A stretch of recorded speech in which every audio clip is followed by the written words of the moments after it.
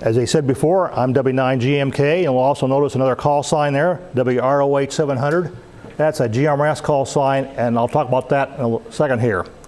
Today we're going to talk about GMRS radios, which is a different kind of radio service than one you may be familiar with.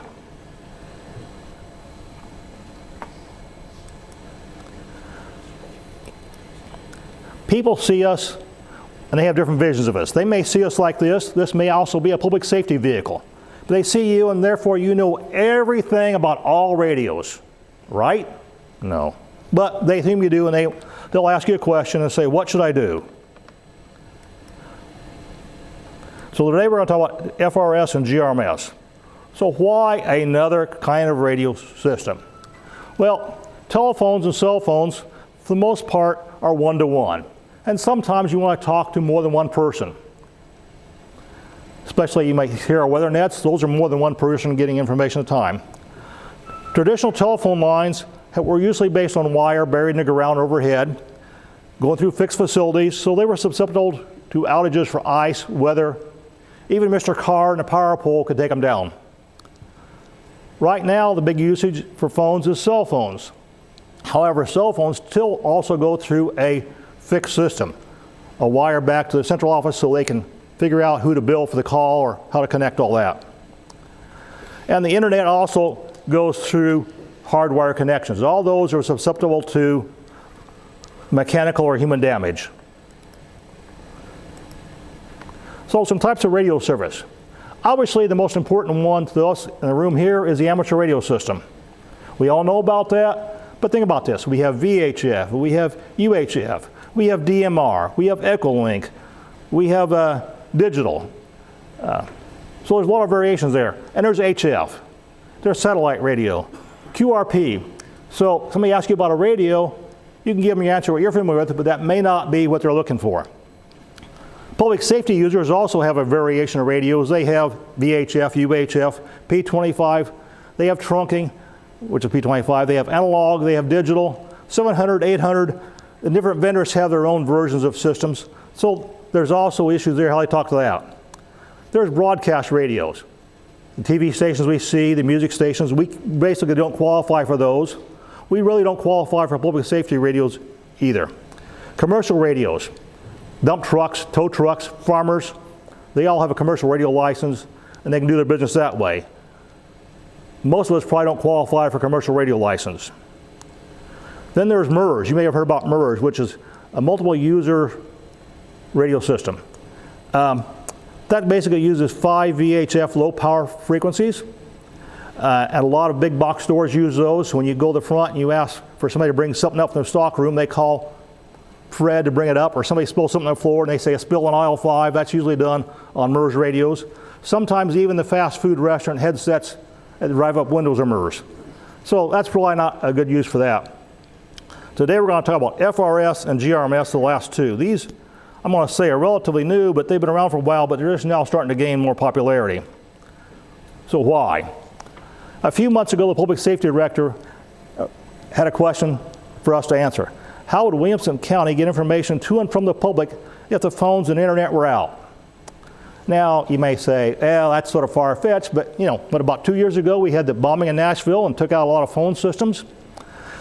We had a little thing over in Maui, Hawaii, that burned out a lot of cell phone systems and other towers.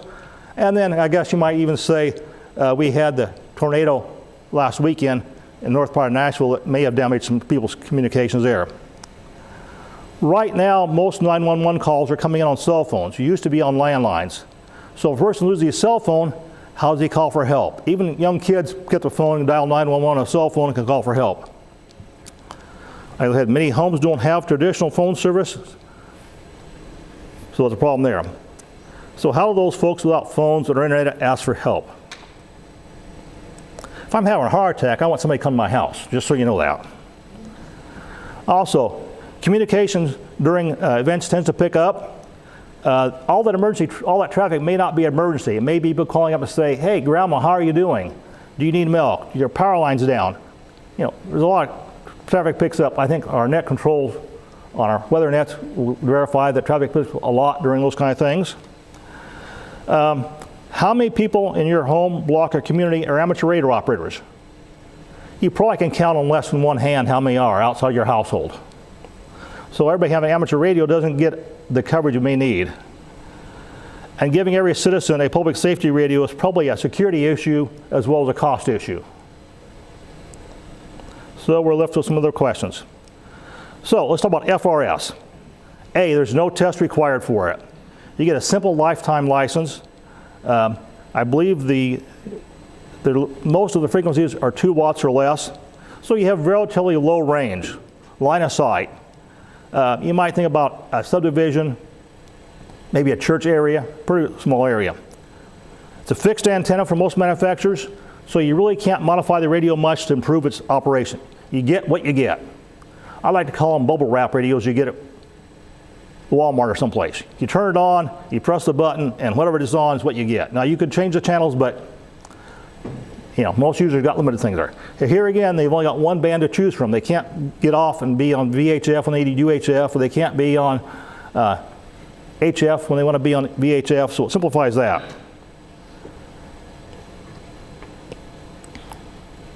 GMRS, still no test. You get a 10-year license for $35. That covers you and your immediate family. That's sort of important. I know one of our members here has a GMRS repeater at his home, and he has his kids can use that because they're using his license. It uses the same 22 simplex channels, but adds 8 repeater channels. The other thing is GMRS is 5 watts versus 2 watts. So that also gives you a few more, they call them FARs, how far you can go.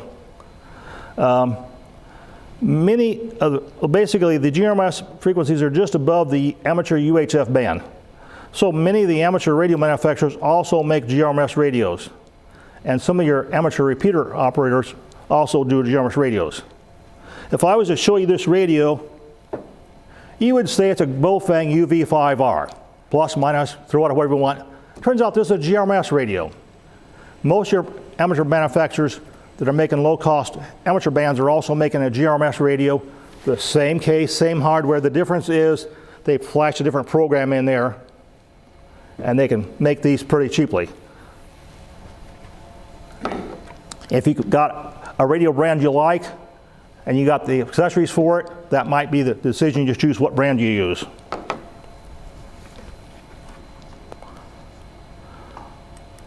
So this chart's a little busy, but it will show you right here the FRS frequency. As you can see, that for the most part, the FRS is 2 watts, the same frequency, the GMRS is 5 watts. There are some here in the middle of the band that are much lower wattage for basically, I'm going to call them tactical frequencies, very short range stuff.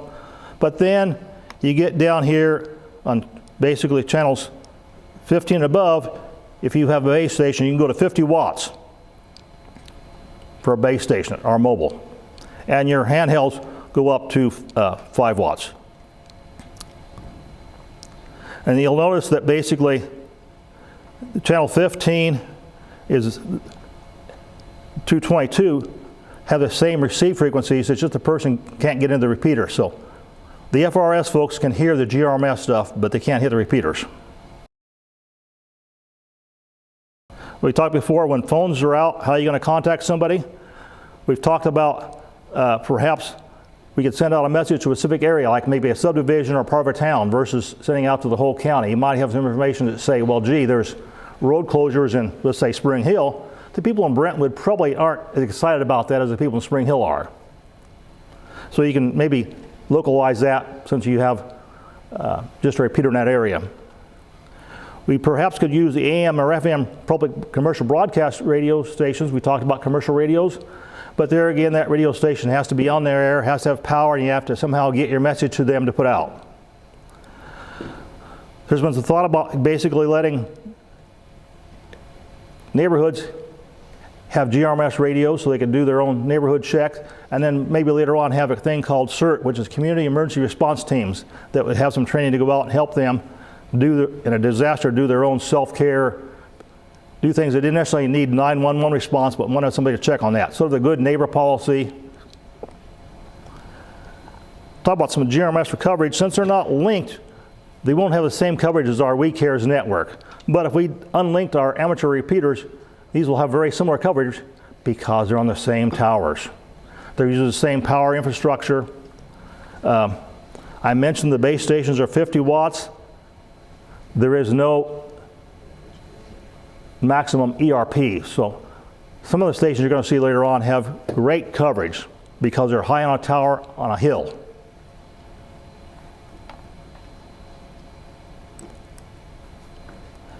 So the Williamson County Public Safety has scrounged around in their apparatus bay out back and found a bunch of repeaters that they weren't using. They've converted 4 of those over to GMRS and put them up at 4 sites: Franklin, Brentwood, Thompson Station, and who knows where Benning Chestnut is. It's a landfill, but most people don't know that. I had to quiz on that. So, Fairview. Yeah, Fairview is going up in a little bit, but Benning Chestnut's a landfill. So you can see there's 4 repeaters up right now. They've got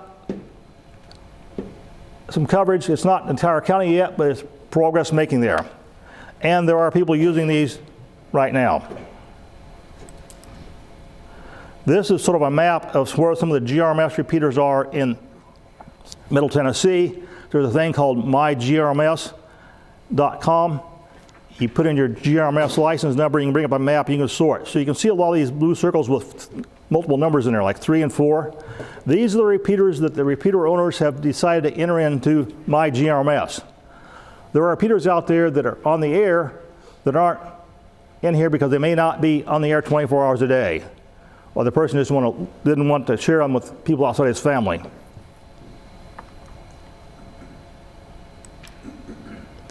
Now,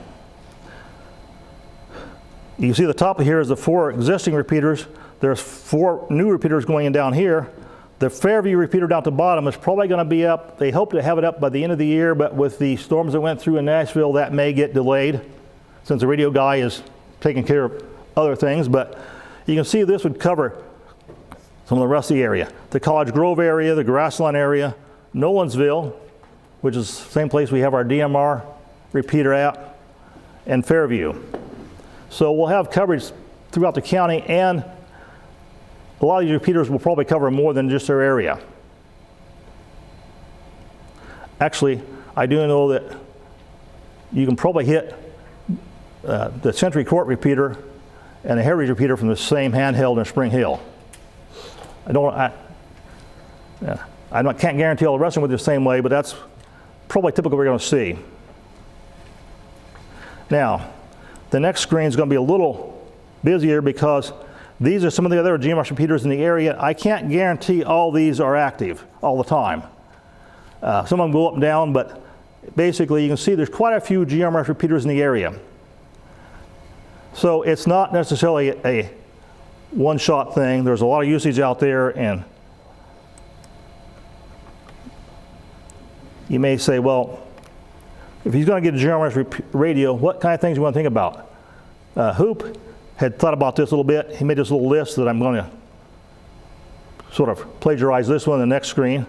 Basically, you want to make sure if you buy a radio it says repeater capable. Since these are usually low cost, made overseas, the guy advertising it on Amazon or wherever you're looking at may not use the same wordage you use as an amateur radio operator. So make sure it says repeater capable. We talk about them not being linked in our area. Right now they're not linked because if we have a big disaster, you could have everybody talking. You want to have enough airtime, somebody get on there and relay back. There's a possibility they could be linked later on, but right now we're thinking linking them might cause more problems than it solves. The GMRS could be used in your community for community events, block parties, maybe you have a little parade in your neighborhood, those kind of things. And also, there's a possibility that somehow we could get this into a net into the EOC here so we could go out and get ground truth if they had everything else out and say, what's going on in, let's say, a part of Brentwood? Do they have trees down there that nobody can call in on? Is there something else going on? Last 2 points. It could be an option if you don't think your family wants to go through the hassle of studying to get an amateur license. Maybe this would be a way to get them into radio use with you. Maybe your spouse doesn't want you to have doesn't want to get licensed like you do, so she wants something different. However, you also could be a gateway radio. They get on this and they say, well, gee, I want more coverage. I want to go outside of just my local area. I want to get statewide coverage, or I want to get HF coverage. So this could be, I hate to say gateway drug or gateway radio, but that's sort of what it is. This is Hoop's list of radios, and I've been following this, and this list changes monthly, weekly, daily, and sometimes hourly, because so many manufacturers can find out they've already got hardware out there. All they got to do is change their software and send it to the FCC and get it type accepted, and they're good to go. It probably takes longer to get the FCC government approval than it does anything else. Some of these radios are sold in 2-packs, figuring out if you have a GMRS license or an FRS license, you're going to share with somebody in your family. So some of them are sold in 2-packs. But here you can see there's programmable right from the front panel only, the top third of the list. You can see they're out here from, let's say, $140 down to a little lower. There are some radios in the middle here that are only programmable. The manufacturer provided software, and there's some that are programmable by chirp. So you can sort of pick your method you want to use and research that. But here again, you can see that these vary from, let's say, $35 up to $100, no matter which way you go. It's something else to consider. I'm not saying it's the end-all be-all. One thing I will tell you is that your amateur radio is got one FCC type approval. The GMRS has another FCC type approval. And you're not supposed to use your amateur radio on GMRS, despite what you might see on YouTube, how easy it is to do that. I think there might be one manufacturer that has your radio both type accepted for both. So the purpose of today was just to throw us out there to show you there's another network out there you may be hearing more of. I do know that I think Jeff had his neighbor ask about GMRS radios a couple weeks ago. So we thought this might be timely to throw it out here to give you guys some exposure to what's out there, what might be coming down the road. I'm not saying you all jump into it or you shouldn't jump into it. It's just another tool in your toolbox to think about, and it may have an application for somebody in your area.